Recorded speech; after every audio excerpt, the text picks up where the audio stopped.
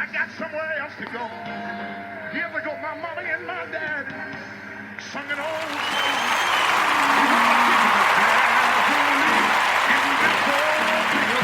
Yeah, my soul is God. Yeah, my soul is God. Yeah, my soul is God. There's a leak in this old building, and my soul is God. I got another building, got made by hand. Woo!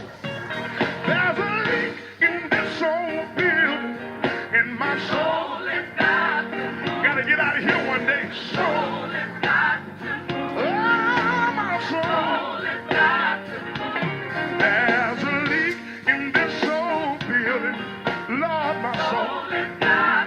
I don't know how you feel about it. Building, not made by man. Listen, this old building keeps on leaning, and my soul is God. Yeah, my soul is God. I'm making preparation to get out of here. This old building keeps on leaning. Lord, my soul is God. I got another building, not made by hand. Listen, hey. This old building keeps on leaking, and my soul is God. Yeah, my soul is God. Yeah, my soul is God. This old building keeps on leaking, and my soul is God. I got another building, sure, by hand, by hand.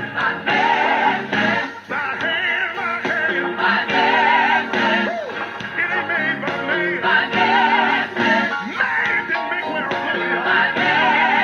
I heard Jesus when he said, I go away to prepare a place for you. That where I am, there you will be also. It ain't made. Hi there, this is Joycelyn Linton. Welcome to the show. Coming into the higher calling, folks.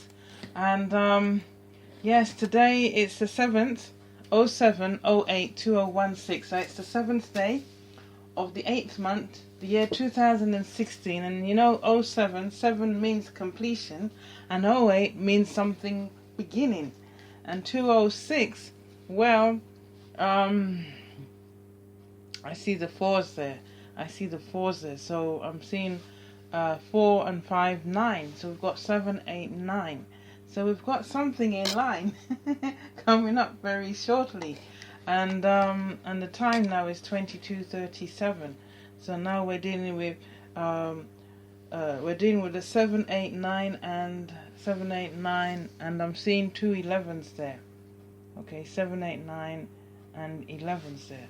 Okay, so we're dealing with a false truth. Can I say this, or shall I say a true false?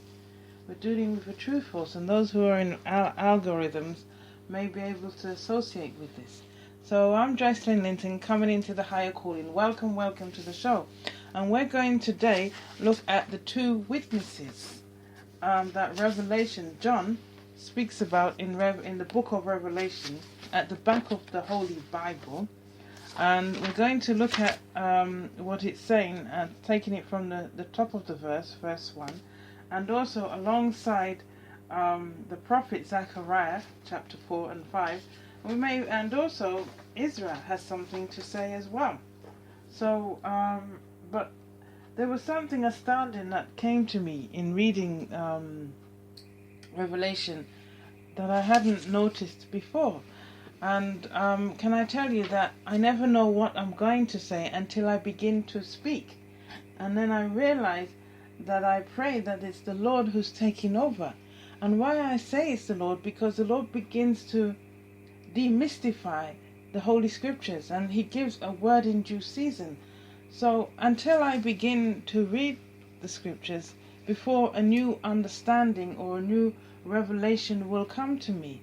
And in that reading, I'll begin to see something or see an understanding that I never saw before. Okay, so then I'm saying that I'm being heavenly guided.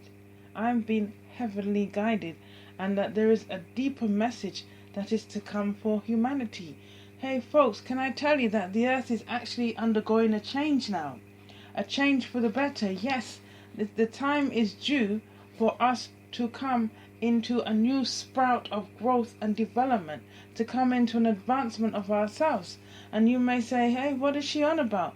But you know, those who's been diligently following the Bible scriptures, for instance, in Daniel, he interprets the king's dreams, Nebuchadnezzar, and he tells King Nebuchadnezzar there's going to be, I think it was, there's going to be several kingdoms before they all collapse, and the final and everlasting kingdom will reign.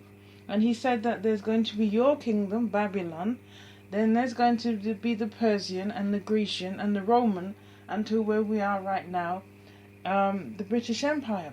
But the world has been handed over, all the kingdoms of the earth has been handed over to these 5 kingdoms, and especially the king of Persia, King Cyrus, he has actually said it through the prophet Isaiah that the Lord has handed him over all the kingdoms of the earth. So, and then as we go on to read, that Daniel is really speaking about the Gentiles. You see, Daniel is really speaking about the Gentiles.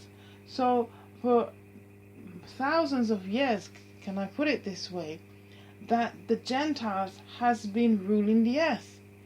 And we are still under the Gentiles. And I'm not talking about people and flesh. I'm talking about the spirit. We have been under the spirit of the Gentiles.